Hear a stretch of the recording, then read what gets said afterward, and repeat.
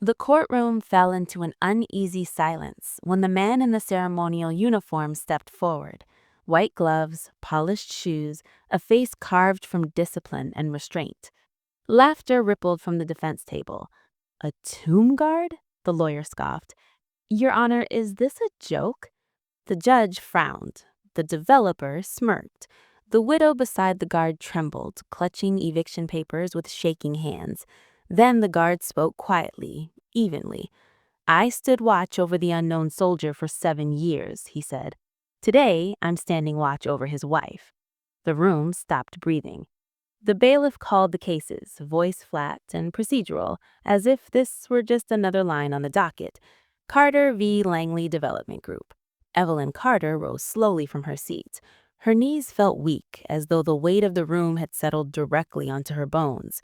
She was 68, small-framed, with silver hair pulled back neatly, the way her late husband used to like it. In her hands were papers she had read 100 times and still didn't fully understand. Legal notices, lease clauses, words that felt sharp and foreign. Beside her stood James Walker. He did not look like a lawyer. He stood straight, shoulders squared, hands clasped loosely behind his back. His uniform was immaculate, dark blue, pressed to perfection, medals catching the courtroom lights. The tomb guard insignia rested over his heart, quiet and unmistakable. Whispers passed through the benches. Why is he dressed like that? Is he even allowed to speak? This isn't a military ceremony. At the defense table, Victor Langley leaned back in his chair, expensive suit draped effortlessly over confidence built on money and inevitability. His lawyer, Cole Brennan, didn't bother hiding his amusement. He adjusted his cufflinks and stood. "Your Honor," Cole began, smiling thinly, "before we waste the court's time, I'd like to clarify something. Who exactly is this man?" The judge looked over his glasses at James. "Sir." James stepped forward one measured pace. The soles of his shoes made a soft, controlled sound against the floor. "James Walker," he said.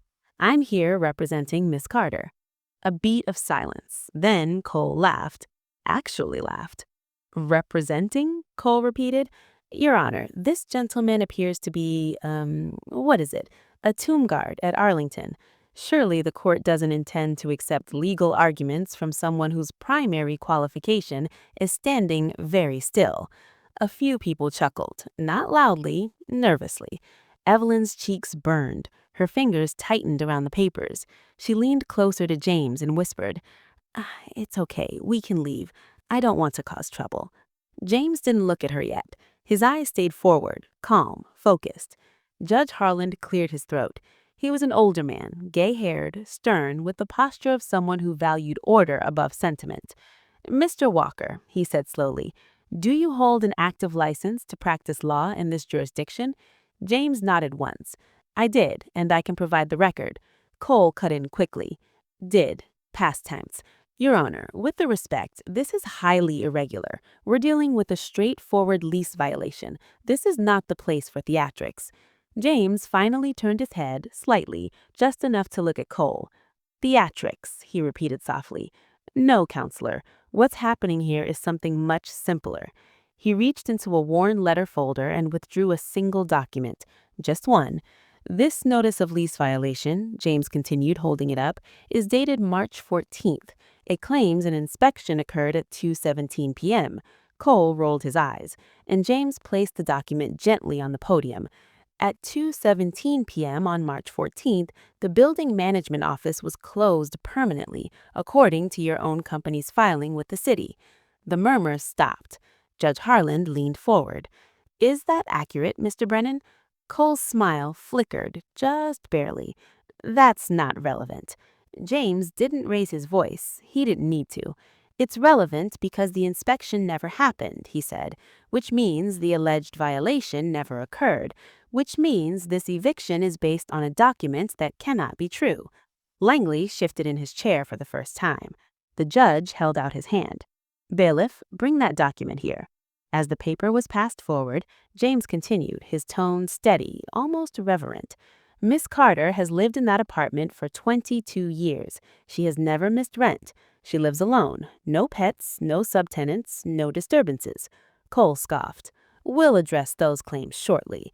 "I'm sure you will," James replied. "But before we do, there's something else this court should understand." Judge Harland looked up. "And what's that, Mr. Walker?" James drew a breath, not of fear, but memory. "I stand watch over the tomb of the unknown soldier," he said. "Every step I take is measured, every breath controlled, every movement precise. For 7 years, this has been his post." As a tomb guard, James had learned that discipline was not just about posture or timing. It was about restraint, about carrying weight without letting it show, about honoring people whose names were lost but who sacrificed to find everything that came after. He had once stood in very different rooms, courtrooms filled with noise, egos, and argument, places where words were weapons and truth was often bent into whatever shape power required. Back then, James Walker was one of the best, a litigator known for preparation so thorough it made opponents nervous. Judges respected him, corporations feared him, until the case that broke him. He rarely thought about it now, at least not directly. But some mornings, as the flag was raised and the wind tugged gently at the fabric, the memory crept in anyway. A veteran wrongfully evicted, a settlement forced behind closed doors, a man who died 6 months later, never seeing justice done. James had walked away from the law, not because he stopped believing in it, but because he realized how easily it could be hollowed out. Standing guard here was simpler, cleaner, honest. It was on a Tuesday afternoon, after the changing of the guard ceremony, that he noticed her.